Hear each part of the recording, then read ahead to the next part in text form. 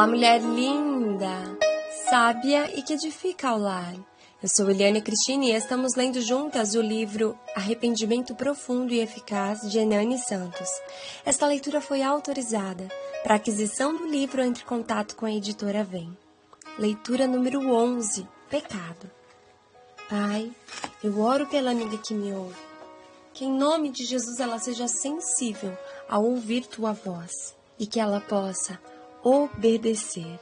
Eu oro em nome de Jesus. Amém. O autor do pecado.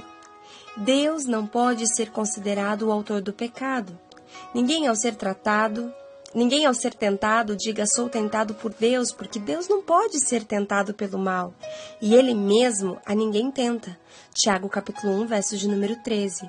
Deus é luz e não há nele trevas nenhuma. 1 de João capítulo 1, verso de número 5.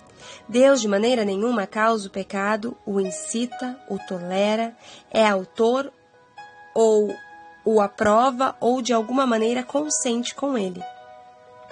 Deus nunca é a causa ou agente do pecado. Ele somente permite que agentes do mal realizem seus feitos, então ele domina o mal pela sua própria sabedoria e santos fins. Os propósitos de Deus em permitir o mal são sempre bons. Por isso José pôde dizer aos seus irmãos que o haviam vendido à escravidão: vós, na verdade, intentastes o mal contra mim, porém Deus o tornou em bem, para fazer como vedes agora que se conserve muita gente em vida. Gênesis capítulo 50, verso de número 20. Os enganos do pecado.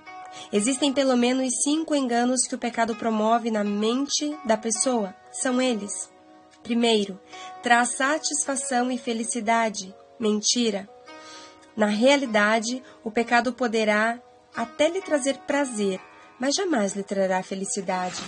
No pecado, o prazer é nosso, mas a alegria é de Satanás. Na santidade, ambos, prazer e felicidade, são nossos. Quando Sansão estava se banqueteando nos braços de Dalila, o diabo escondeu dele que seus olhos seriam furados no futuro. O pecado é enganoso. Você não perceberá que está caindo, afundando e, em alguns casos, prostrado, e em outros só faltando se prostrar. O pecado é cruel, mortal e eficiente.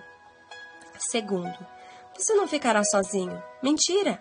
Deus não permitirá que uma pessoa que está em pecado ou sofrendo as consequências do pecado seja paparicado. Ele terá de ser duramente tratado. Você precisa saber disso antes de pecar, que tão logo depois de pecar, você ficará sozinho. Hernandes Dias Lopes diz: há pessoas que fazem da vida um pecado e do pecado uma vida. Terceiro, se você tomar cuidado, não será exposto. Mentira! Não é o diabo que expõe uma pessoa, e sim o próprio Deus. Não vale a pena para o diabo a exposição do pecador. Ele quer que o pecador se sinta confortável nas trevas. É Deus quem traz à luz todas as coisas. Quarto, não sofrerá as consequências. Mentira! Apenas pelo fato de pedir perdão, sendo um arrependimento genuíno em lágrimas, pensa que não sofrerá as consequências? Mentira! Vamos ver agora, de uma maneira bem simples e didática, as 2 consequências do pecado. Primeiro, do pecado perdoado. Segundo, do pecado não perdoado. A primeira é a consequência do pecado perdoado. É a consequência mesmo. Você precisa entender que seus atos custam caro.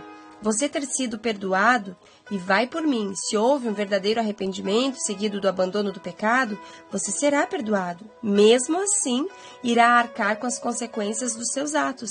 Eles terão de ser enfrentados. Uma paráfrase minha. Depois que você fez a compra, o boleto chega. Fecha parênteses da Eliane aqui e continuamos com o autor. A segunda é a consequência do pecado não perdoado. Bom, nesse caso, nem preciso me aprofundar para dizer que o juízo de Deus não virá sobre pessoas que pecaram, mas sim sobre pessoas que estão em pecado hoje. Precisamos entender que não há esperança para aqueles que não se arrependeram de seus pecados. E se conseguinte não os abandonarem, o único pecado que tem perdão é o pecado abandonado. 3 motivos pelos quais Deus permite a consequência. Porque é necessário que venha a consequência dos seus pecados? Em primeiro lugar, para mostrar a malignidade do pecado. Em segundo lugar, para mostrar que Deus não trata com leviandade o pecado. E em terceiro lugar, para humilhar e santificar o pecador. Temos muitos exemplos na Bíblia na Bíblia, de Deus humilhando o pecador e depois santificando-o. Quinto, quando você se arrepender, logo as coisas mudarão. Mentira! Que grande engano, que grande mentira, que grande engodo. Vejamos alguns exemplos na Bíblia de pessoas que, mesmo depois de terem se arrependido, pagaram um alto preço pelo que fizeram. Davi pecou e pagou com a própria família. Sansão pecou e pagou com a própria vida. Davi, um pecado apenas o amorteceu e o fez dormir. Sansão pecava, pedia perdão e o poder voltava. Muitos estão assim, e foi assim até pagar com a própria vida. Veja esse engano fatal na mente de Sansão, que era juiz e saiu de uma condição respeitada e honrada perante o seu povo, temido pelos seus inimigos, e como termina? Sendo bobo da corte dos filisteus, cego, escravo e palhaço. Vamos analisar em detalhes um pouco sobre esse caso, o caso de Sansão.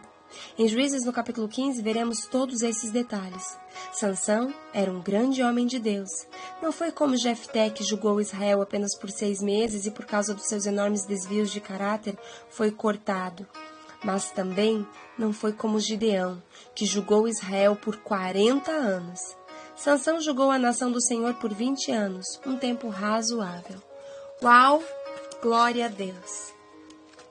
A leitura de hoje ela vai se encerrar por aqui, mas eu quero deixar essa mensagem dessa paráfrase que eu fiz da leitura de hoje. O boleto chega para todo mundo. O pecado tem consequência. Há perdão se há arrependimento, mas a consequência não é tirada de nós. Muitas vezes ela pode ser até amenizada. Pode ser. Deus, na sua multiforme graça e em sua justiça, Ele não tem como você plantar batata e colher cebola. Tudo que a gente planta, a gente vai colher. Portanto, o exemplo do que o boleto vai chegar. Se você fez uma compra, o boleto vai chegar. Ah, Eliane, mas Jesus Cristo já pagou toda a escritura de dívida. Sim, no caso do arrependimento. No caso do arrependimento, você sim, a tua escritura de dívida, de pecador é rasgada, mas a consequência do teu pecado é mantida. Deus é um Deus de amor, mas é um Deus de justiça. Ele é um Deus de graça, mas a sua palavra não muda. Os valores de Deus, a moral de Deus, Deus ele é imutável. Então, embora você possa ter se arrependido e o Senhor possa te ter enxertado na oliveira verdadeira, a consequência para o pecado vem para todas as pessoas. Mais uma vez, o boleto chega para todo mundo. Mais uma vez, não há como plantar cenouras e colher mandioca. Essa é a grande verdade. E o reino de Deus é estabelecido por princípios. E os princípios estabelecidos são vivenciados. Que Deus te abençoe. Um grande beijo e até nossa próxima leitura.